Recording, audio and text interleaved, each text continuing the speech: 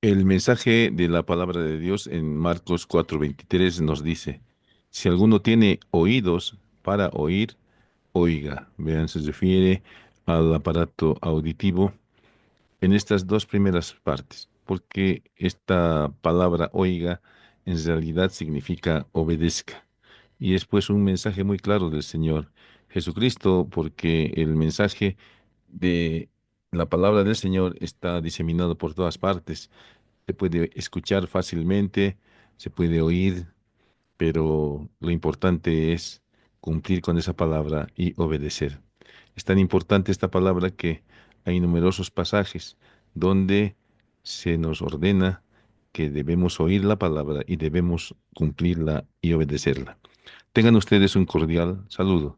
Estamos en la Facultad de Medicina, Enfermería, Nutrición y Tecnología Médica de la Universidad Mayor de San Andrés. Pertenecemos al Departamento Facultativo de Ciencias Morfológicas. Nuestra carrera es medicina. La cátedra es anatomía. Abordaremos hoy el tema del órgano vestíbulo coclear. Quien les habla es José María Ortiz Rodríguez, docente titular emérito de anatomía, especialista en anestesiología y psicopedagogía en evaluación y gestión en educación superior en salud y paz presidente de la Asociación Boliviana de Anatomía y de la Sociedad Boliviana de Anestesiología, Reanimación y Dolor. El aparato auditivo y las vías auditivas son muy importantes para comunicarnos con el resto de la humanidad y pues es importante también para el aprendizaje. Alguna persona que haya nacido con un déficit auditivo, pues generalmente muy difícilmente podrá igualarse con alguien que realmente tenga todo la audición completa. Y pues el aparato auditivo consta de una parte periférica constituida por lo que conocemos con el nombre de oído externo, oído medio y oído interno, y a partir del oído interno comienzan las vías auditivas y vestibulares, auditivas para la audición y vestibulares para el equilibrio. Por eso es que este es el órgano vestíbulo coclear. Ahí se va a originar el octavo par craneal, el cual va a ingresar en el sistema nervioso central por el surco bulbo-protuberancial y luego se va a dirigir a los núcleos que se encuentran en la parte inferior de la protuberancia, a los núcleos cocleares, los del aparato auditivo, y a los núcleos vestibulares, los de el órgano del equilibrio. Los del aparato auditivo ascenderán a lo largo del tallo cerebral hasta llegar a la cara posterior del tálamo óptico y de ahí se dirigirán a la corteza cerebral, al lóbulo temporal, donde se procesará esa información auditiva. En cambio, la vía vestibular se dirige hacia el cerebelo y del cerebelo, una vez que se ha coordinado en la corteza cerebelosa, la vía regresa hacia el tallo cerebral y de allí a la médula espinal para estimular los músculos que van a actuar en el equilibrio. Comencemos hablando del órgano auditivo y vestibular, fundamentalmente el auditivo, en el cual vamos a encontrar tres partes fundamentales: el oído externo, constituido por el pabellón de la oreja y el conducto auditivo externo; el oído medio, constituido por la caja del tímpano; el conducto faringotimpánico o tuba auditiva, y en la parte posterior, a nivel de esta porción del temporal que es la porción mastoidea, encontraremos una serie de cavidades de celdillas mastoideas y el antro mastoideo. Y luego tendremos el oído interno, donde encontraremos una disposición ósea muy particular que se conoce con el nombre de caracol. La que está por delante y la que está por detrás es el vestíbulo más los conductos semicirculares. El caracol está en relación con el aparato auditivo y el vestíbulo y los conductos semicirculares están en relación con el equilibrio. Ahí precisamente es donde se originará el nervio estatoacústico o auditivo que por el oído interno ingresará a la cavidad craneana. El oído externo. El oído externo comienza, hemos dicho, con el pabellón auricular que tiene una forma ovalada con extremo grueso superior y extremo estrecho inferior. Es aplanado transversalmente y nos presenta esta cara que es la cara externa o lateral, y una cara que no la estamos viendo ahora, que es la cara interna o medial en relación con el cráneo, o cara craneal también se puede llamar. El pabellón auricular se encuentra inmediatamente por detrás y por arriba de la región parotídea. Se encuentra por detrás de la región cigomática. Su mitad superior prácticamente está rodeado por esa región temporal. Por detrás se encuentra la región mastoidea. Entonces son varias regiones que están rodeando a el pabellón auricular. Y aquí estamos viendo una serie de pabellones auriculares que si bien todos tienen lo mismo, tienen ligeras diferencias en proporciones, en formas, en tamaño del pabellón, y es tan particular la disposición individual del pabellón auricular en cada persona que se ha empleado en algunas ocasiones la forma del pabellón auricular y la disposición particular que tiene para identificar a las personas. En el pasaporte se empleaba en una época la identificación por medio del pabellón auricular. Y pues en la cara externa del pabellón auricular vamos a encontrar una serie de depresiones y de eminencias. Vamos a empezar por la que está más periféricamente localizada, que se denomina hélix. Es un pliegue llamado hélix que comienza en la parte media de esta depresión llamada concha, con esta porción que se llama raíz del hélix. La raíz del hélix luego asciende, rodea el pabellón de la oreja y termina cerca del lóbulo auricular por medio de lo que se llama cola del hélix. Concéntricamente al hélix vamos a encontrar esta otra eminencia que es el antihélix. El antihélix que comienza también rodeando a la concha y termina en el extremo anterior dividiéndose en dos ramas del antihélix que están rodeando una depresión que se llama fosita triangular. Entre el hélix y el antélix existe un espacio deprimido que se le denomina escafa, la escafa o canal del hélix. Rodeando a esta depresión se encuentra el hélix y toda esta depresión es la concha del pabellón auricular. La concha que está dividida en dos porciones por la raíz del hélix, en una superior y en una inferior. En la parte inferior profundamente encontraremos el orificio del conducto auditivo externo. Ahora, por delante de la concha y cubriendo prácticamente al conducto auditivo externo, encontramos una saliente cuyo esqueleto cartilaginoso también hace que sea bastante rígido, es el trago. Y frente a esta eminencia vamos a encontrar otra que se opone a esta misma, que se denomina antitrago. Y entre las dos, entre el trago y el antitrago, encontraremos una escotadura que es la escotadura del trago. Toda esta parte del pabellón auricular que tiene estas depresiones y estas eminencias, tiene un esqueleto cartilaginoso formado por cartílago elástico, lo cual permite que si en algún momento la oreja es plegada, pues vuelva fácilmente a retomar su forma original. En la parte inferior del pabellón auricular vamos a encontrar una zona desprovista de cartílago, solamente tiene piel y tejido celular subcutáneo y es un poco más gruesa que el resto del pabellón auricular, y esta zona se denomina lóbulo auricular. El lóbulo auricular, y ahí están todos los nombres de todas las estructuras que hemos descrito ya en esta imagen. Pues como habíamos mencionado, esas eminencias y esas depresiones dependen de la forma del esqueleto de la oreja formado por el cartílago auricular, que como ya habíamos mencionado es un cartílago elástico y nos presenta las mismas eminencias y depresiones que hemos descrito en el pabellón auricular. Ahí tenemos la raíz del hélix, ahí tenemos el hélix, la cola del hélix, ahí está el antélix. Ahí está la división superior e inferior del antélix para delimitar la fosita triangular. Ahí tenemos la escafa, ahí tenemos la concha y el orificio del conducto auditivo externo, el trago, el antitrago.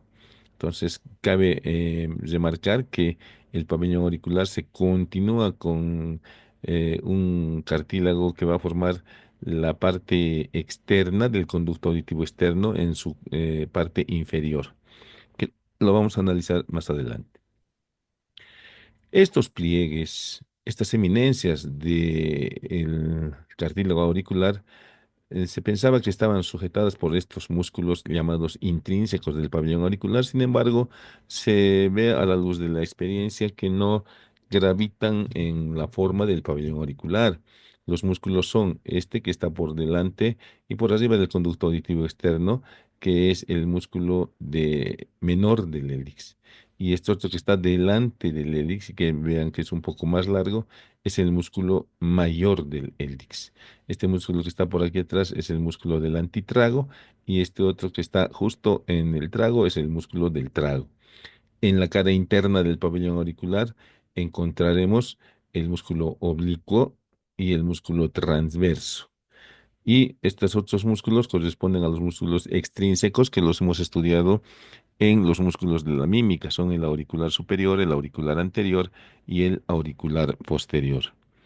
El pabellón de la oreja o pabellón auricular está sujeto a las partes laterales de la cabeza, en primer lugar por la prolongación cartilaginosa del cartílago auricular hacia el conducto auditivo externo y también encontramos estos ligamentos, hacia atrás un ligamento mastoideo y hacia adelante un ligamento cigomático que sostienen al pabellón auricular en su lugar. La implantación del pabellón auricular es un tópico bastante importante para tomarse en cuenta, especialmente cuando hacemos una historia clínica de alguna afección facial o cuando estamos atendiendo a un neonato. El pabellón auricular debe estar implantado entre dos líneas, una línea inferior que parte del ala de la nariz y horizontalmente se dirige hacia atrás y otra línea horizontal que parte del ángulo nasofrontal o de la cola de la ceja y que se dirige también horizontalmente hacia atrás. Entre estas dos líneas debe estar implantado el pabellón auricular. Ahí vemos una modelo donde la línea que está pasando por las alas de la nariz precisamente está delimitando el límite inferior máximo de implantación y vemos pues que de esta modelo los pabellones auriculares están implantados pues por encima de esta línea inferior y abarcan hasta la línea superior. El ángulo cefaloauricular se forma entre la cara lateral del cráneo y la cara interna del pabellón auricular. Mide aproximadamente 30 grados de amplitud este ángulo y es el ángulo normal en el que debe estar el pabellón auricular. Muchas veces este ángulo está aumentado por diversas situaciones, lo cual puede incidir en la personalidad del paciente. El pabellón auricular pues tiene abundante irrigación para la piel y el tejido celular subcutáneo, no así para el cartílago porque conocido es el fenómeno fisiológico por el cual cuando un cartílago es vascularizado se osifica. Y pues en este caso tenemos una gran cantidad de cartílago en este órgano. Y las arterias encargadas de la irrigación de los tejidos adyacentes al cartílago, que se encargará también de mantener la vitalidad del cartílago son la arteria temporal superficial, ¿no? Esta es la arteria carótida externa y ahí están sus dos ramas terminales, la maxilar que está seccionada y la temporal superficial que asciende por delante del pabellón de la oreja. Y vean cómo de la arteria temporal superficial están dándose ramas posteriores que van a ir a irrigar fundamentalmente la cara externa del pabellón auricular. Y una de las ramas colaterales de la arteria carótida externa es esta, que es la auricular posterior, que se dirige a la cara interna del pabellón auricular, donde también proporcionará la irrigación. Aquí estamos viendo precisamente la arteria temporal superficial, dando varias ramas para la cara externa del pabellón auricular. Y aquí, pasando por el ángulo cefaloauricular, está la arteria auricular posterior, rama colateral de la arteria carótida externa, proporcionándonos estas ramas que van a distribuirse fundamentalmente en la cara interna del pabellón auricular y algunas perforantes se dirigirán hacia la cara externa. Importantísimo el drenaje linfático del pabellón auricular que comienza a hacer su drenaje en los linfonodos preauriculares, mastoideos, en los preauriculares inferiores y de ahí se dirigen hacia el grupo ganglionar profundo superior de la cadena yugular interna, ¿no? Que es el grupo 2 de los ganglios cervicales. Aquí tenemos otra imagen donde nos está mostrando precisamente los ganglios preauriculares y los ganglios mastoideos. Y en esta otra imagen, lo propio, estamos viendo los ganglios esternocleidomastoideos, mastoideos y preauriculares, donde se drena la linfa del pabellón auricular. Para todos es sabido que un golpe en el pabellón auricular pues a uno lo deja con mucho dolor, con mucha sensación de dolor. Y pues ese dolor es transportado en la parte superior por el nervio auriculotemporal, aquí está, rama del trigémino. En la parte del borde, cerca al borde posterior y el lóbulo, está inervado por el nervio auricular, rama del plexo cervical superficial, que nos está dando una rama auricular para el pabellón de la oreja precisamente. Y por último, la concha y todo lo que está alrededor de la concha está inervado por el ramo sensitivo del conducto auditivo externo proveniente del nervio facial. Ahí está. El nervio facial es una de las ramas colaterales extrapetrosas del nervio facial, el ramo sensitivo del conducto auditivo externo que se desprende del tronco del nervio facial exactamente por debajo del agujero estilo mastoideo. Y ahí tenemos precisamente un caso en el cual el pabellón auricular está formando un ángulo cefaloauricular mayor a 30 grados. Entonces, generalmente a esos pacientes se les dice que tienen oreja de mono. Hay mucha gente que vive así, que no tiene ningún problema, pero hay algunos que todo se acomplejan y buscan la ayuda especialmente del cirujano estético, ¿no? Que es el que se encarga de este tipo de casos. Aquí estamos viendo que las líneas de implantación están por arriba de la implantación de este pabellón auricular.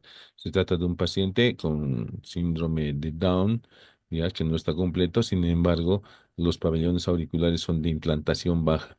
Entonces, el mensaje y la aplicación de esto es que en las enfermedades cromosómicas con alteraciones en la morfología externa, alteraciones llamadas defectos congénitos, pueden acompañarse de implantación baja del pabellón auricular y generalmente la implantación baja del pabellón auricular se asocia a retardo mental. Miren, entonces aquí vemos el cuello alado, el síndrome de Klippel-Feil, donde también vemos, si hacemos la línea horizontal en las alas de la nariz, que hay una implantación baja de los pabellones auriculares. Lo propio en este caso, miren, ahí está la línea que está pasando por las alas de la nariz y vemos que el pabellón auricular está por debajo y además que su ángulo cefaloauricular está aumentado y vean ustedes, hay una serie de alteraciones morfológicas en el miembro superior, incluso en los hombros, y ahí está también, ¿no? Este también aparentemente es un síndrome de Klippel-Feil. Bueno, esto es con inteligencia artificial, pero hace mucho tiempo atrás que se ha hecho esto con Adobe Photoshop y le han aumentado el tamaño de orejas a este niño. Se parece más a un duende. Pero aquí estamos viendo un caso real en el cual hay implantación baja de pabellones auriculares y aquí vemos otro caso también muy real donde hay implantación cervical, miren, de los pabellones auriculares. La boca también no ha desarrollado completamente y vemos pues que hay una serie de alteraciones congénitas que seguramente internamente también presentaba alteraciones más graves, por eso es que ese paciente está obitado, ¿no? No está vivo. Y pues otra situación que puede presentarse en el pabellón auricular es que no desarrolle correctamente y se quede a medio camino en el desarrollo y eso se denomina microtia, ¿ya? Falta de desarrollo completo del pabellón auricular. Muchas veces, o la generalidad de las veces, gracias a Dios, esto no se acompaña de alteraciones en la parte fundamental que está por debajo de la piel del aparato auditivo o vestíbulo coclear. El caso extremo es pues la agenesia del pabellón auricular. Todo esto afecta al paciente no en su audición propiamente dicha, sino que sí, sobre todo, afecta en su autoestima, ¿no? Se ven muy cohibidos. Pero para eso nosotros, pues, como médicos, el cuerpo médico ha ideado una serie de procedimientos para hacer plastía del pabellón auricular. Entonces se puede colocar un dermoexpansor y labrar, tallar, fabricar un pabellón auricular de los mismos cartílagos costales del paciente. Y pues implantar eso debajo de la piel y simular la presencia de un pabellón auricular para quitar todos los complejos a ese paciente. Sin embargo, hoy en día ya no echamos mano del cartílago intercostal, de los cartílagos costales, sino que podemos hacer impresiones 3D, tomando como modelo la oreja sana y pues haciendo una impresión contralateral de acuerdo al defecto. Y vean ustedes el resultado, ¿no? Aquí tenemos una hipoplasia del pabellón auricular y aquí tenemos la prótesis de pabellón auricular con todos los componentes, ¿no? El hélice, el antélix, la escafa, etcétera, que hace que la paciente en este caso pierda pues eh, esa baja autoestima. También puede haber pues lesiones de este tipo. Es común en pugilatos, en peleas, que se seccione el pabellón auricular e incluso que se arranque el pabellón auricular. Entonces debemos tener mucho cuidado de hacer una antisepsia muy rigurosa, regularización de bordes y una sutura que no sea muy compresiva para que la circulación pues vaya a nutrir los bordes del cartílago lesionado y que no se necrose el mismo. Pues hoy en día, con el advenimiento de los piercings y el aumento de la cantidad de orificios que se hacen en los pabellones auriculares, algunos perforan el cartílago y pueden haber estado empleando instrumental no esterilizado, por ejemplo, infectado, o su procedimiento no ha sido muy pulcro y pueden ocasionar este tipo de inflamaciones e infecciones en el pabellón auricular que son susceptibles de tratamiento en base a antibióticos y limpiezas quirúrgicas superficiales hasta que remita el cuadro. El otro componente del oído externo, el segundo componente, es pues el conducto auditivo externo. El conducto auditivo externo que se extiende desde el orificio del conducto auditivo externo, del meato auditivo externo, hasta la membrana del tímpano. La membrana del tímpano que está implantada en sentido oblicuo, haciendo que el piso sea un poco más largo en el conducto auditivo externo.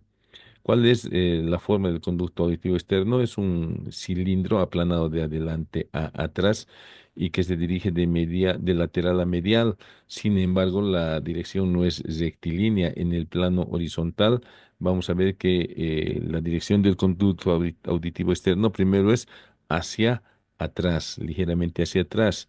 Una vez que ha llegado al vértice de la porción dirigida en sentido posterior, encontraremos la siguiente porción que es dirigida hacia adelante.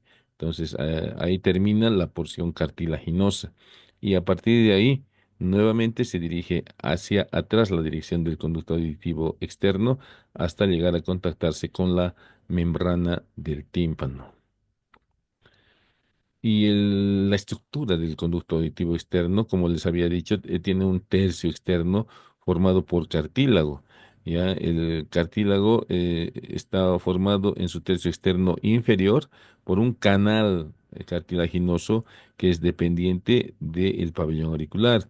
Y el canal superior está formado por este fibrocartílago que es independiente y el resto pues es el conducto auditivo externo óseo. Entonces así se forma el tercio externo y ahí estamos uniendo también el tercio interno, el conducto auditivo externo óseo, para completar la estructura del conducto auditivo externo. Ahora, en este conducto auditivo externo vamos a encontrar también algunos ligamentos que forman parte del sistema de implantación del pabellón auricular. Pues habíamos dicho que en su estructura el pabellón auricular nos presenta un tercio externo con un semicanal inferior que es dependiente del pabellón auricular y que tiene la forma de un canal abierto hacia arriba y un semicanal superior que está formado por fibrocartílago. De esa manera forman el tercio externo del conducto auditivo externo. y los dos tercios internos están formados y labrados en el interior del hueso temporal hasta llegar a la membrana del tímpano. En la estructura del conducto auditivo externo vamos a ver pues que está recubierto de piel. Está recubierto de piel que incluso abarca a la membrana del tímpano. Sin embargo, la característica de este epitelio que está cubriendo la cara externa de la membrana del tímpano cambia, ¿no? No es igual que la piel externa y la piel del conducto auditivo externo. Pues cerca al meato auditivo externo vamos a encontrar la presencia de estos vellos, de estos pelitos, que ayudan a que cuerpos extraños no ingresen a este conducto. Sin embargo, es frecuente la consulta por cuerpo extraño en conducto auditivo externo, especialmente en el oriente, donde muchas veces las larvas y los mosquitos, las arañas y las garrapetas ingresan al conducto auditivo externo y es necesario hacer la extracción con instrumental. Y pues además vamos a encontrar que existen glándulas sebáceas abundantes y ceruminosas, las glándulas ceruminosas que contienen lisocima. Ahora, es importante conocer las dimensiones. El conducto auditivo externo tiene una profundidad de 25 milímetros, pero el piso del conducto auditivo externo es un 5 milímetros más largo, 30 milímetros, debido a la oblicuidad de la implantación de la membrana timpánica, que es oblicua de arriba a abajo y de lateral a medial. Y pues este conducto, como hemos dicho, es un cilindro algo aplanado de adelante a atrás, nos va a presentar en la unión de su porción cartilaginosa con su porción ósea, la parte más estrecha que tiene aproximadamente 6 a 8 milímetros de diámetro, más tendiendo a ser de 6, y profundamente a nivel de la membrana del tímpano, pues el diámetro de la membrana del tímpano es de aproximadamente 10 milímetros. ¿Cuáles son las relaciones del conducto auditivo externo? Aquí tenemos las relaciones superiores y las relaciones inferiores. El conducto auditivo externo por arriba se va a relacionar con la fosa craneal media y su contenido, es decir, el lóbulo temporal de los hemisferios cerebrales. Y caudalmente, el conducto auditivo externo se relaciona con la glándula parótida y parte de la vena yugular interna. Y el conducto auditivo externo, aquí tenemos el orificio de entrada, el meato auditivo. Por delante se articula con esta articulación, la articulación temporomandibular, y por detrás se relaciona con esta parte ósea del hueso temporal, que es el proceso o apófisis mastoides, donde estamos viendo las inserciones de algunos músculos, ¿no? El esternocleidomastoideo, pero lo han retirado. El conducto auditivo externo también tiene irrigación que proviene fundamentalmente de la arteria auricular posterior, rama de la carótida externa, que irriga la mayor parte del conducto auditivo externo, especialmente su pared posterior y parte del techo y piso. Luego tenemos la arteria temporal superficial que nos va a proporcionar irrigación al techo y a la pared anterior del conducto auditivo externo. Luego tenemos cerca al meato auditivo externo la presencia de ramas provenientes de la arteria occipital, que también es rama de la arteria yugular, arteria carótida externa. Y por último, la arteria maxilar es la que va a proporcionar, por medio de su arteria timpánica interna, la irrigación a la parte más profunda del conducto auditivo externo y al mismo tiempo a la membrana del tímpano. ¿De dónde proviene la inervación del conducto auditivo externo? En la parte externa, en el tercio externo, se podría decir, el trigémino está dando su inervación por medio de la rama auriculotemporal. En la parte media, en gran parte de la parte media, el nervio facial por medio de su rama del conducto auditivo externo en el trayecto extrapetroso del nervio facial.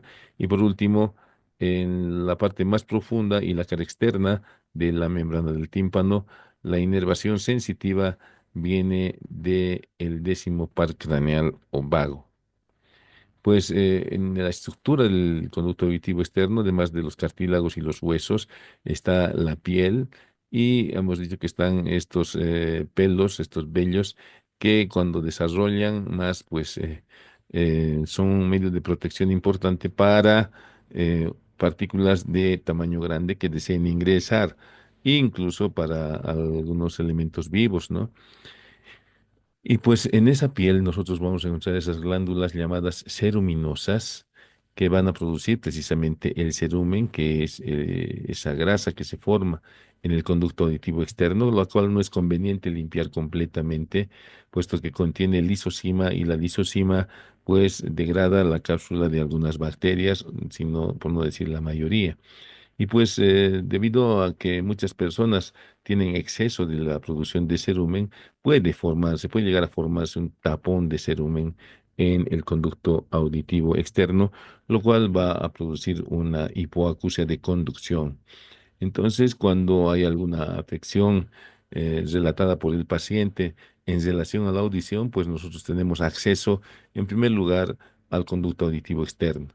¿Ya? Y más allá del conducto auditivo externo, a lo mucho llegamos al tímpano, porque lo demás adentro ya es del especialista. Pero nosotros podemos hacer un examen clínico del conducto auditivo externo y de la membrana del tímpano por medio de este instrumento que es el otoscopio.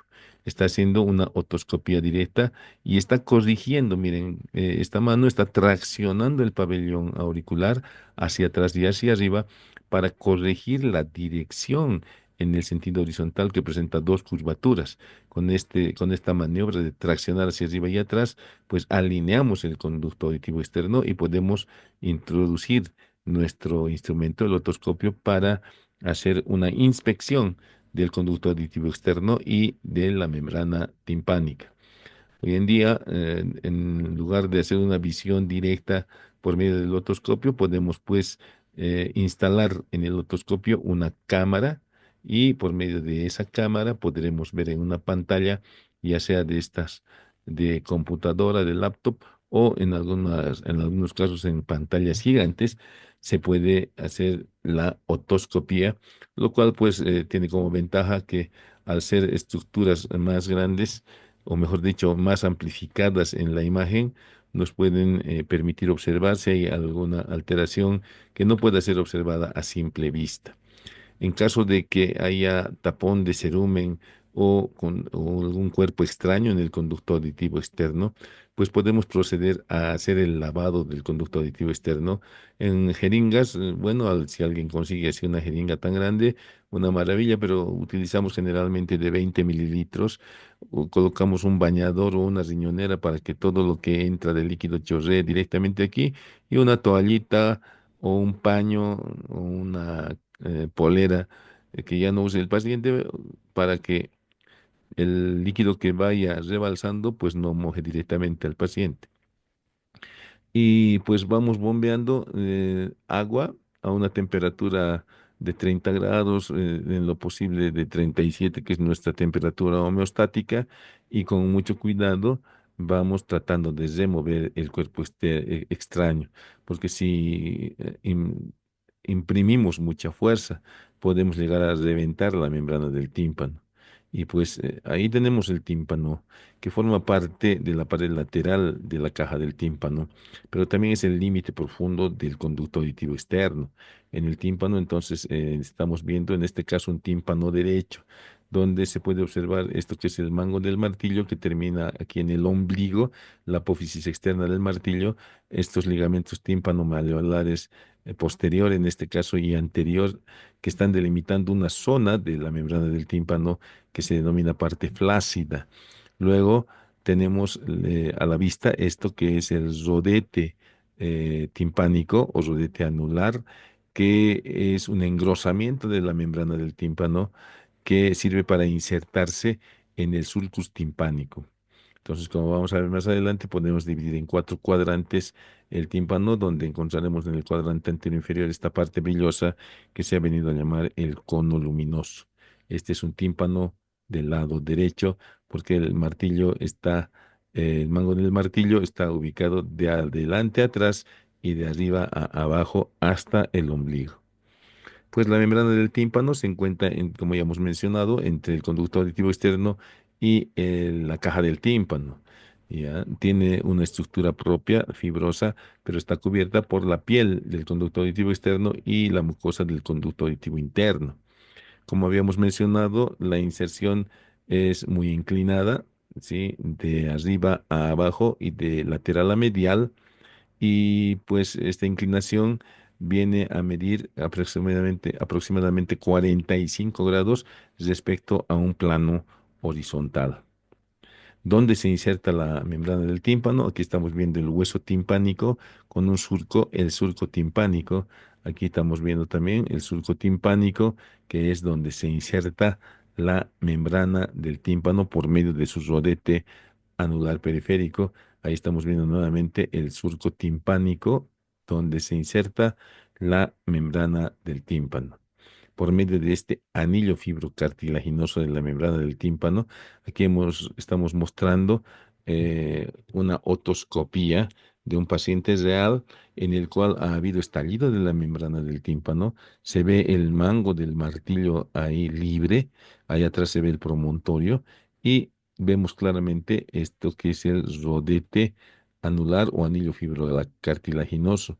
Y vean cómo de la apófisis externa del martillo están partiendo los ligamentos tímpano-malleolares posterior y anterior para delimitar esta parte que es la parte flácida de la membrana del tímpano. En este caso estamos viendo este es un tímpano del lado izquierdo. Bueno, y este es un tímpano del lado derecho, ya, porque el martillo está yendo de arriba a abajo y de adelante a atrás hasta el ombligo. Y pues este es el mango del martillo, ¿sí? El mango del martillo y vean, se ve a trasluz algunos vasos sanguíneos en el mango del martillo.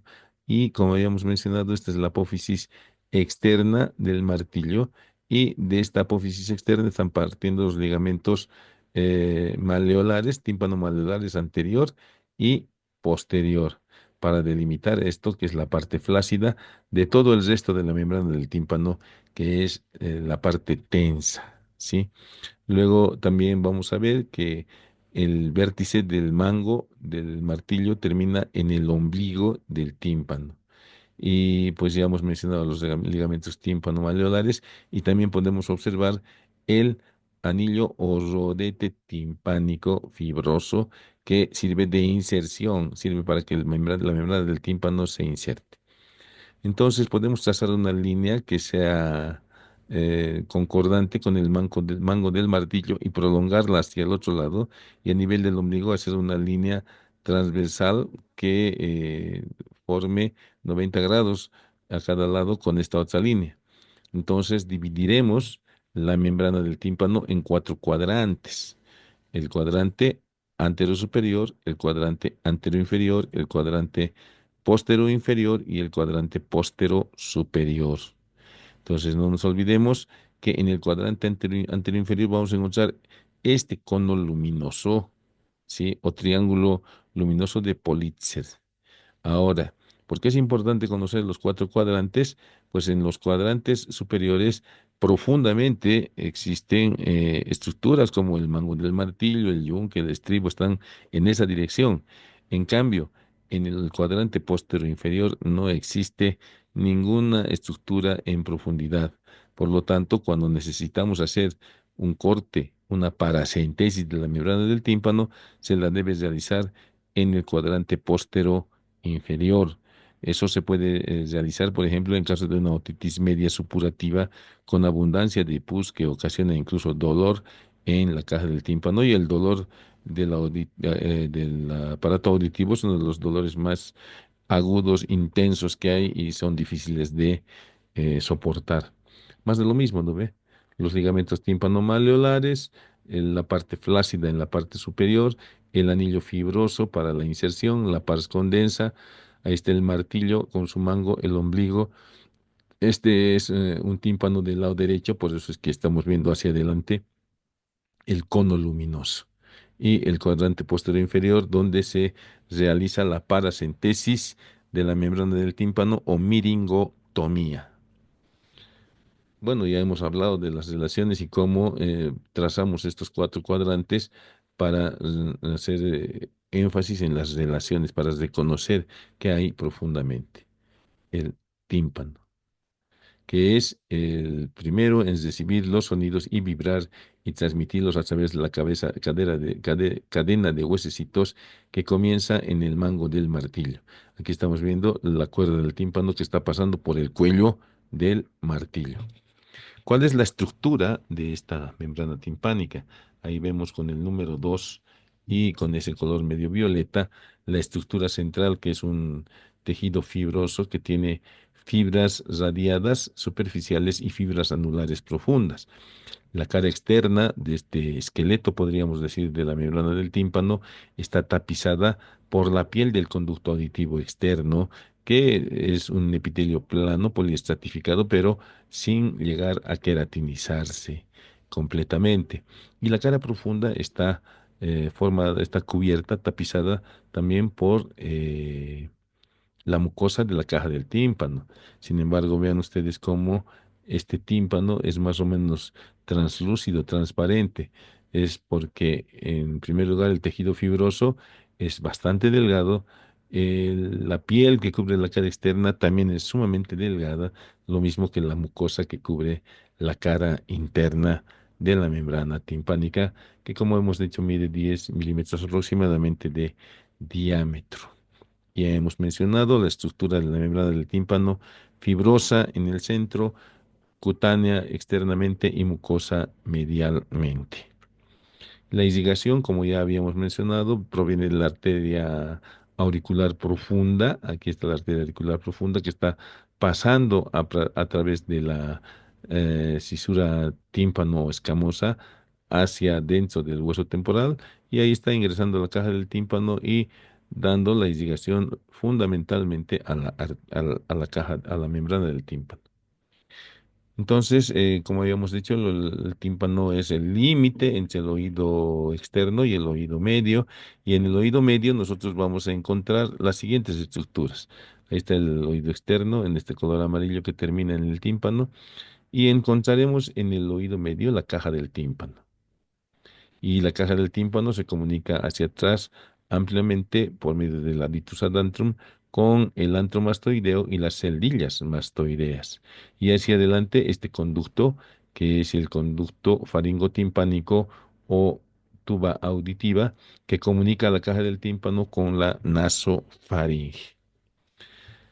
Empecemos entonces con la caja del tímpano, la cual para un estudio facilitado se le da la forma de un cubo, irregularmente cúbica, aunque la forma real es la de una lente bicóncava, pero podemos describir en la caja del tímpano un techo o tegmen timpani, un piso o pared yugular, una pared interna o laberíntica, una pared externa formada por la membrana del tímpano hacia abajo y hacia arriba por el muro de la celdilla que está limitando lo que se conoce con el nombre de ático, donde se encuentran la cabeza del martillo y el cuerpo del yunque articulados entre sí. Este es el músculo del martillo y esta es la cuerda del tímpano. Y allá estamos viendo la cara posterior de la caja del tímpano, donde encontramos el adictus ad antrum y el orificio de entrada de la cuerda del tímpano y la pirámide, que es donde se inserta el músculo del estribo o estapedio. Ahí tenemos la forma real de la caja del tímpano. Como habíamos mencionado, tiene la forma de una lente bicóncava, ¿sí? No es para nada cúbica. Sin embargo, vamos a seguir en la lógica de darle esa forma irregularmente cúbica a al oído medio y describiremos pues un techo eh, o tegmen timpani, que está directamente relacionado con la cavidad craneana, una pared interna o laberíntica que está en relación con el caracol y con los conductos semicirculares, una pared posterior o mastoidea donde se encuentra el adictus ad antrum, el orificio posterior de el nervio cuerda del tímpano y la pirámide donde se inserta el músculo estapedio, una cara anterior y esta que es la cara externa donde encontramos la membrana del tímpano vista internamente. Entonces, en la pared laberíntica, que es la que más se complican los estudiantes, lo primero que vamos a encontrar es esto, que es el promontorio que está relacionado con la base del caracol. Sobre el promontorio vamos a encontrar una serie de surcos que dan paso a las ramas del plexo timpánico formado por el nervio timpánico o de Jacobson proveniente del nervio glosofaringeo y por una rama del plexo simpático pericarotídeo. Entonces tenemos el promontorio con los surcos del nervio timpánico, del plexo timpánico. Por arriba y por atrás encontraremos una depresión que es la fosa redonda, en cuyo fondo encontraremos la ventana redonda que se articula con la platina del estribo. Hacia abajo y atrás encontramos la fosa redonda y la ventana redonda, la cual es cubierta por la mucosa de la caja del tímpano y sirve para atenuar la onda del sonido una vez que ya ha cumplido la función de generar el sonido dentro del órgano de corte. Luego tendremos inmediatamente por detrás del promontorio otra depresión llamada seno timpánico. Del seno timpánico hacia el promontorio superiormente encontramos un puente óseo que se ha venido a llamar ponticulum promontori y hacia abajo encontramos otro puente que es el subiculum promontori. Por detrás y por arriba encontraremos una saliente alargada, delgada, que corresponde al acueducto del nervio facial, a la segunda porción del acueducto del facial, a la porción timpánica precisamente. E inmediatamente por detrás y por arriba de esta eminencia alargada producida por el acueducto del facial, encontraremos otra eminencia también alargada pero más voluminosa que corresponde al conducto semicircular externo del aparato vestibular. Entonces aquí vamos a ver todas esas estructuras renombradas, ¿no? La única que no hemos renombrado es que también en esta pared superior puede encontrarse una prolongación del conducto del músculo del martillo formando lo que se conoce con el nombre de pico de cuchara.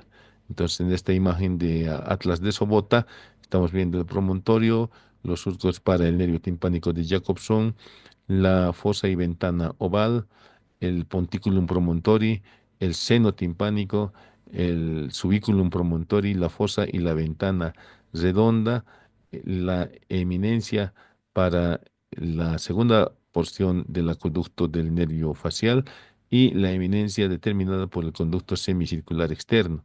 Y ahí está el conducto del músculo del martillo que termina en la cara interna en este pico de cuchara, ¿no? Y ahí estamos viendo la parte posterior, el adictus ad antrum, y la pirámide y el orificio de entrada del nervio cuerda del tímpano.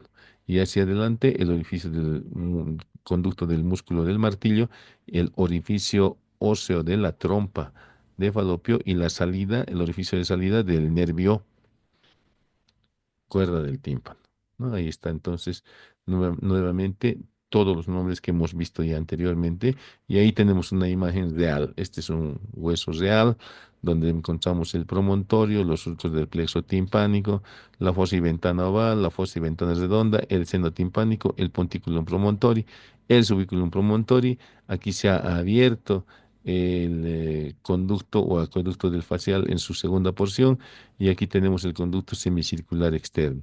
Y este es el pico de cuchara del conducto del músculo del martillo y aquí está el conducto de óseo de la trompa, ¿no? Aquí está el antromastoideo y las cavidades mastoideas.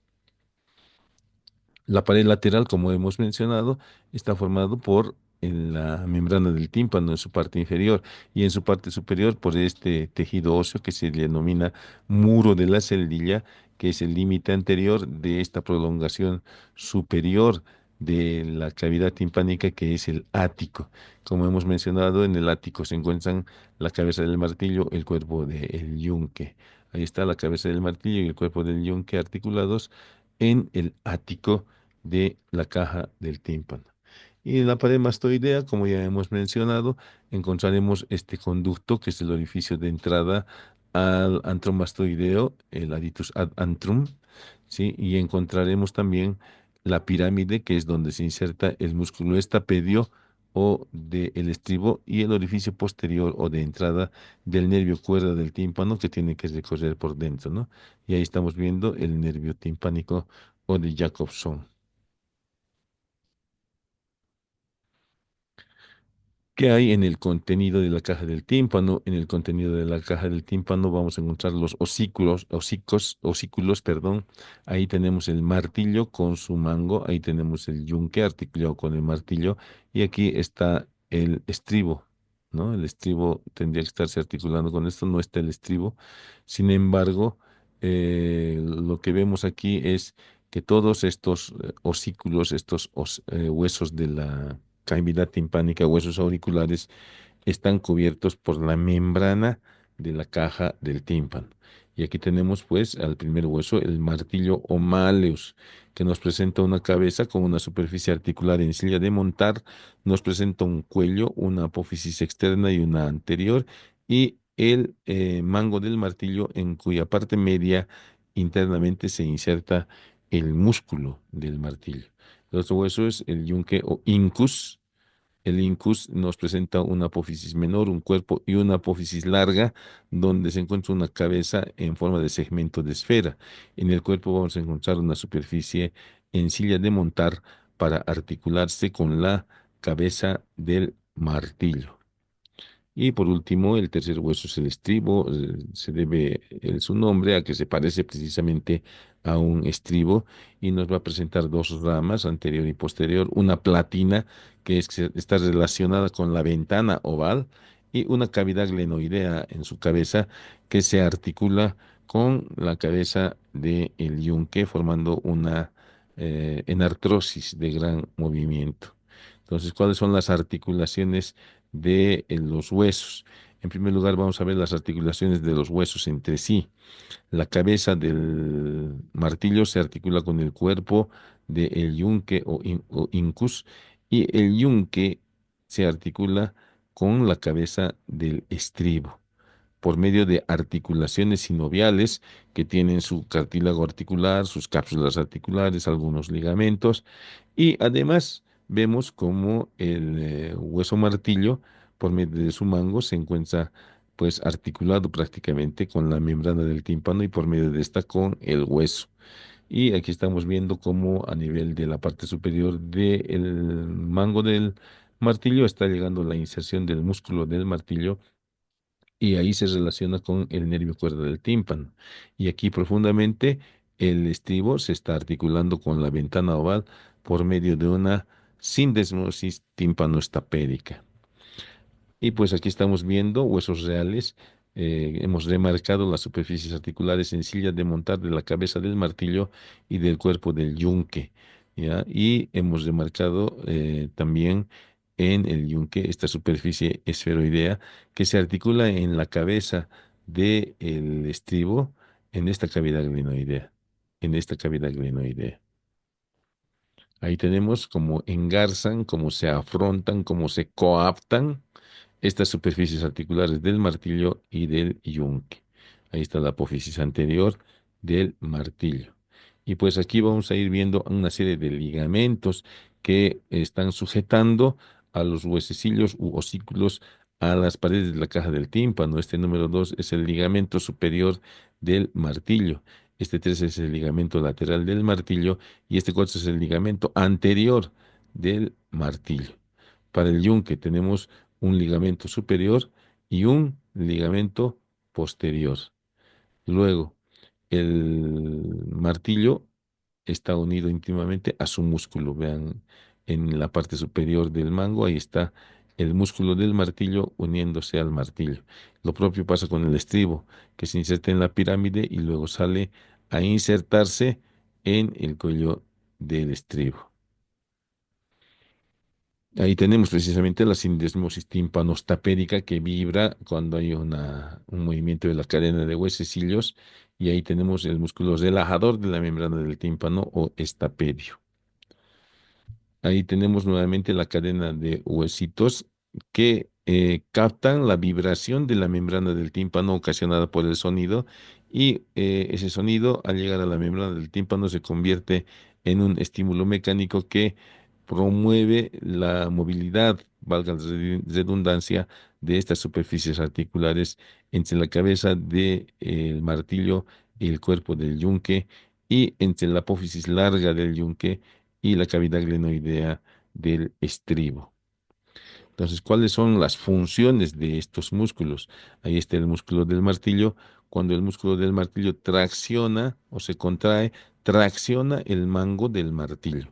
Entonces, al traccionar el mango del martillo, va a hacer que la membrana del tímpano esté más tensa, lo cual es una condición sine qua non para tratar de oír, de escuchar sonidos muy tenues, sonidos muy suaves. Y aquí tenemos el músculo estapedio, que es el relajador de la membrana del tímpano. Entonces, este músculo, al traccionar la articulación entre el yunque y el estribo, va a hacer que el estribo haga girar la cabeza del martillo hacia afuera y de esa manera se relajará la membrana del tímpano y disminuirá la presión del líquido endolinfático. Y pues aquí tenemos en el oído medio el conducto faringotimpánico que se desprende de la cara anterior de la caja del tímpano, de un orificio que es paralelo al orificio de entrada al músculo del martillo y tiene un recorrido tubular dentro del hueso temporal y luego tiene un recorrido cartilaginoso, cubierto profundamente por la mucosa de la faringe y de la caja del tímpano. Esta mucosa puede edematizarse en procesos infecciosos o catarrales de la rinofaringe y obstruir, porque es muy delgado, 2 milímetros, 3 milímetros en su istmo, entonces puede obstruir este conducto y darnos la sensación de hipoacusia. Cuando nosotros normalmente nos desplazamos entre el alto y la zona sur o el centro y la zona sur, tenemos una diferencia de presión que va de fuera a adentro y compensamos esa diferencia de presión deglutiendo o tragando saliva, mascando chicle para que la membrana del tímpano se acomode nuevamente en su lugar, igualando las presiones externas e internas. ¿Qué pasa cuando está edematizado el conducto auditivo o con la tuba auditiva? Pues resulta que no hay caso de nivelar las presiones porque está obstruido esto por la inflamación y o la infección. Bueno, y tenemos las relaciones inferiores en este caso de este conducto o tuba auditiva. Está relacionado inferiormente por el músculo elevador del velo del paladar. Ahí estamos viendo cómo el conducto faringotimpánico se relaciona por abajo con el elevador del velo del paladar y por atrás con el tensor del velo del paladar.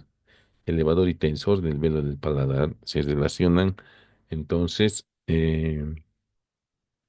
con el conducto faringotimpánico. Y aquí nuevamente lo tenemos al conducto faringotimpánico, en primer lugar óseo y luego cartilaginoso. Es un conducto que mide más o menos 4 centímetros, desemboca en la pared lateral de la nasofaringe en un amplio orificio aplanado de adelante a atrás que va a formar un levantamiento que es conocido con el nombre de pabellón de la trompa. Ahí está la longitud 4 centímetros, el calibre 5 por 3 milímetros en promedio a nivel del istmo, que es la porción, la unión de la porción ósea con la cartilaginosa, es estrecho, 2 a 1 milímetros de diámetro, y a nivel del pabellón de la trompa se encuentra una medición de 8 milímetros en sentido vertical. Ahí tenemos como a partir del conducto óseo de la trompa labrado en el interior del hueso temporal, se continúa este con este canal cartilaginoso que está inserto también en la cara posterior inferior del peñasco del temporal, en la apófisis pterigoides, y vean cómo aprovecha esa escotadura para dirigirse a la nasofaringe, y en la nasofaringe tiene este aspecto. Por debajo está pasando el músculo elevador del velo del paladar, haciendo un levantamiento en este pabellón y constituyéndose en su límite inferior. Por delante vamos a encontrar un repliegue que va desde la trompa hasta el paladar, el repliegue salpingo palatino. Y hacia atrás, otro repliegue que se dirige a la faringe, el repliegue salpingo faríngeo. Ahí tenemos el repliegue salpingo palatino o palatoestafilino. Aquí tenemos el repliegue salpingofaringeo o faringoestafilino y por debajo el pliegue del músculo elevador del velo del paladar que están formando los límites de el pabellón. Y ahí está nuevamente el pabellón, el pliegue salpingopalatino, salpingofaringeo y el pliegue del elevador o torus levatorius. Vean ustedes cómo el conducto faringotimpánico cubierto por su mucosa se relaciona íntimamente cranealmente con el músculo del martillo o tensor de la membrana del tímpano y caudalmente con el músculo elevador del velo del paladar o velo palatino.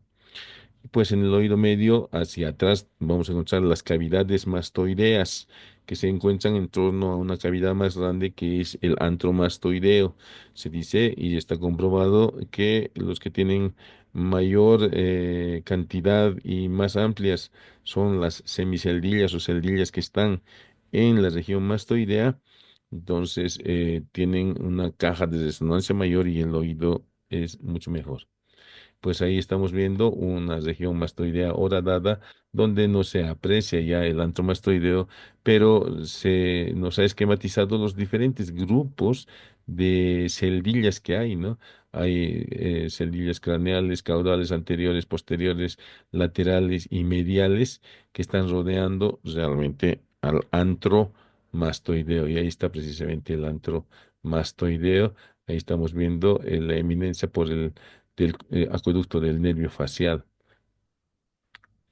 Y pues la región mastoidea, las celdas mastoideas, se comunican con la fosita subarcuata por medio de este conducto petromastoideo que contiene una prolongación de la dura madre y estos vasos, estas arterias y nervios petromastoideos.